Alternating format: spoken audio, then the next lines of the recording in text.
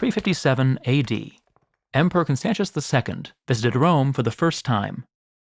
He had seen many other great cities, from the new capital at Constantinople to the Syrian metropolis of Antioch. But when he entered the Roman Forum, he was almost overwhelmed by its grandeur. He seems to have spent the next few days like a modern tourist, seeing the Colosseum, the Pantheon, the great Temple of Jupiter, and other wonders of the city. At the time of Constantius's visit, the population of Rome was probably around 700,000, reduced from the 1,000,000 or so of the early imperial era, but still greater than that of any other city on the planet. According to a count made around this time, Rome had 424 temples, 861 baths, 28 public libraries, and no fewer than 46,602 apartment buildings. Despite a seemingly endless series of invasions and civil wars, the Roman Empire looked much as it had at its height 2 centuries before. It still stretched from Scotland to Sudan. Its population, though reduced by plague and invasion, was probably in the neighborhood of 60 million. It had an effective currency, thousands of cities, and a professional army of nearly 500,000 men. In the year 590, 2.5 centuries after the visit of Constantius, Pope Gregory I led a procession through the streets of Rome. It had been a hard winter. The Tiber had flooded, sending muddy torrents racing through the streets. Disease had followed, racking the survivors with fevers and chills. And now the plague had returned. Dozens had died, then hundreds, including the reigning pope. Gregory had been chosen to replace him. Behind an upheld cross, to the tolling of bells, Gregory processed through an empty city.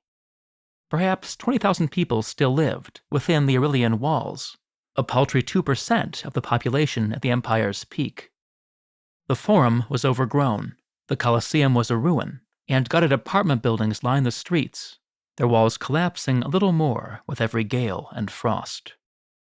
The Roman Empire still existed, though now it was centered in Constantinople and rules only a few fragments of Italy. Within a generation, the Islamic conquests would reduce it to an impoverished rump state. The population of the former Roman world, now divided between the decaying empire and a shifting cast of Germanic kingdoms, may have fallen to half of what it had been in the reign of Constantius. Dead cities littered the shores of the Mediterranean. These changes were consequences and corollaries of the fall of the Roman Empire. Although the reasons behind the fall are disputed, even the most revisionist scholars give center stage to the emperors and chieftains who dominate our literary sources, as they should. This video, however, will consider the role played by 2 characters mentioned in no ancient history, the rat and the mosquito. Mosquitoes have always been a nuisance in Italy. Horace complains about the insects who tormented him as he traveled on the Appian Way, and a humorous poem traditionally attributed to Virgil begins with a shepherd swatting a mosquito on his face. But during the Roman period, and indeed until the early 20th century, mosquitoes were much more than a nuisance. They were carriers of malaria, the deadliest endemic disease in Italy. The most dangerous form of malaria, caused by the Plasmodium falciparum parasite, was especially prevalent in and around Rome. Falciparum malaria is carried by mosquitoes of the Anopheles genus. Both the mosquitoes and their deadly parasite appear to have been established in Italy by the beginning of Roman history. Over time, however, the range of the mosquitoes expanded, exposing more and more people to the threat of disease. To some extent, mosquitoes were spread by direct human agency, insects stowing away on ships, and larvae being carried in water casks. But the environment seems to have also become increasingly favorable, both around Rome and in many coastal cities. The Roman warm period, the exceptionally balmy and moist climatic regime that graced much of the Mediterranean during the first 2 centuries AD, seems to have been accompanied by regionally higher rainfall. We have accounts, for example, of terrible floods in Rome, even during the normally dry summer months. The pools and puddles left by each flood would have allowed mosquito populations and malaria to flare. A more systemic problem was widespread deforestation.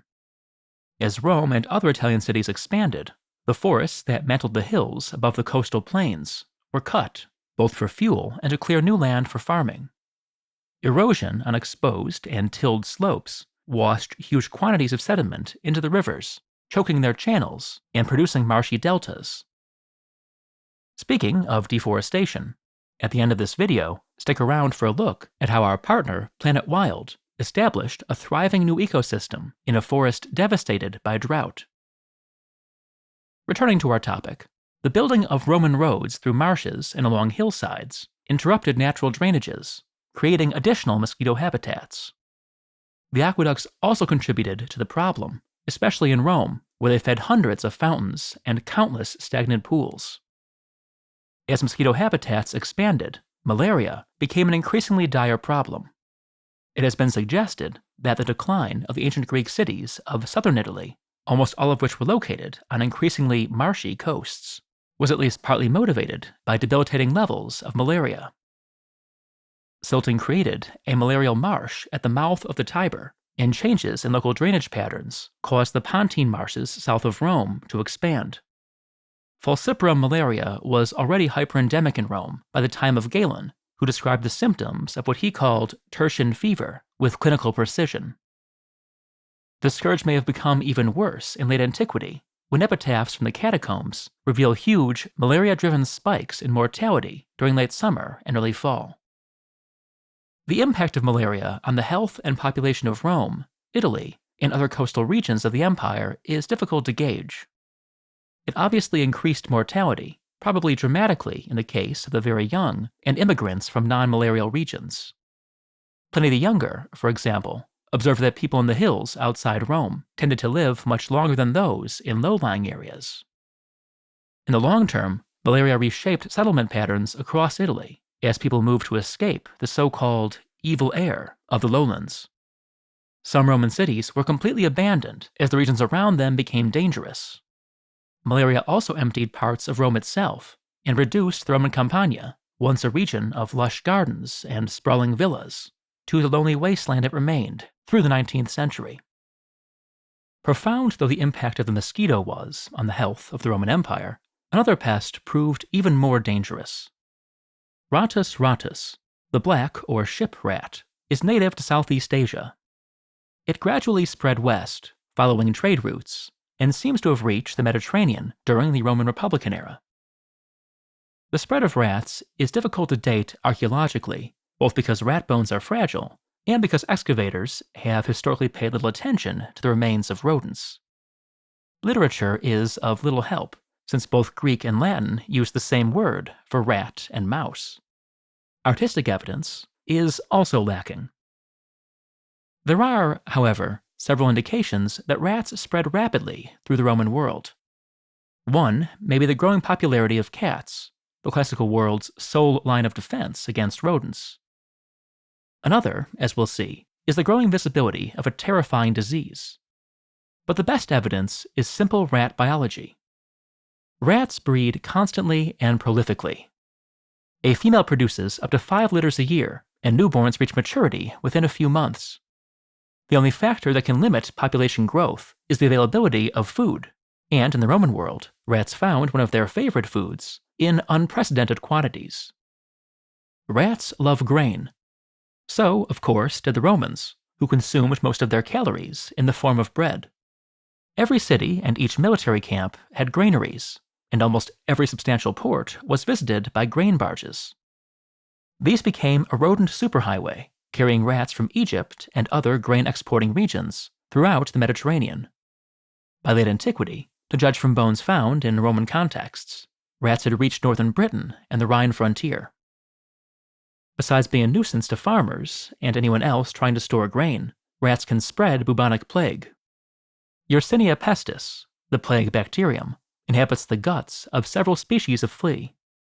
During a flare-up of the plague, infected fleas bite rats, who sicken and die. As the rat population dwindles, the fleas seek out other mammals, including humans. The modern form of Yersinia pestis seems to have evolved about 3,000 years ago among the gerbils and marmots of Central Asia. At some point, it made the leap to rats and began its slow migration toward the Mediterranean. By the 1st century AD, isolated plague outbreaks were beginning to erupt in the eastern Roman provinces. Secondhand reports came to the attention of a few medical authors who cataloged the symptoms: swollen lymph nodes, gangrene, vomiting, and fever, as a curiosity. Plague never reached Rome and appears nowhere in the voluminous works of Galen. But as the years passed and rats multiplied, the danger of a pandemic grew. In the year 541, the storm broke. Plague appeared in Pelusium, near Alexandria, and spread rapidly through Egypt and along the coasts. By February of 542, the pestilence had reached Constantinople. Within weeks, if we can believe our sources, thousands were dying every day, and half the population perished in a matter of months. The plague pressed on by sea and land, reaching Rome and Gaul in 543, and Britain by the year after. Levels of mortality seem to have approached those of the Black Death, which killed nearly half the population of Europe. This pandemic is usually called the Plague of Justinian, after the Roman emperor at the time of its appearance.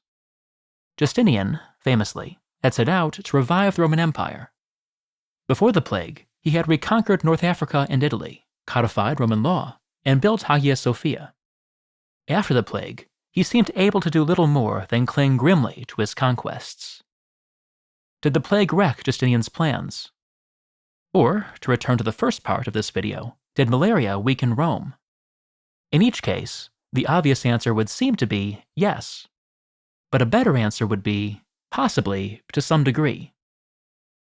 Malaria certainly didn't help the Romans, and there can be little doubt that it drove the depopulation of many coastal areas in Italy and elsewhere. But malaria had been prevalent for centuries before the empire began to decline.